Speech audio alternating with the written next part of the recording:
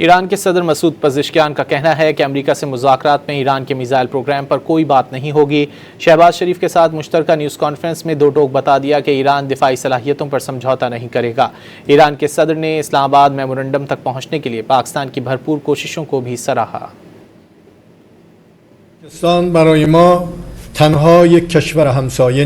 The relations basis of mutual respect, goodwill and historical trust, and the recent developments once again has showcased the consolidation of this valuable asset. The government and the Iranian nation appreciate the efforts, the supports and the solidarity displayed by the government and the people of Pakistan. بحث موشک ما در تفاهم نامه‌ای که داشتیم وجود نداره. I would like to confirm one fact that our missile program was not included in the MOU, as you said, and it shall not be included in the MOU. I would like to say that if it was not for Iran's missile capabilities, our country would have been plundered and destroyed and plowed by the US regime and the Zionist regime, like what the Israelis did in Gaza. We shall never compromise on our nuclear capabilities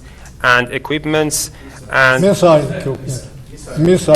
sorry, my apologies. Our missile program and capabilities, and this shall never be part of any agreement between Iran and any other party.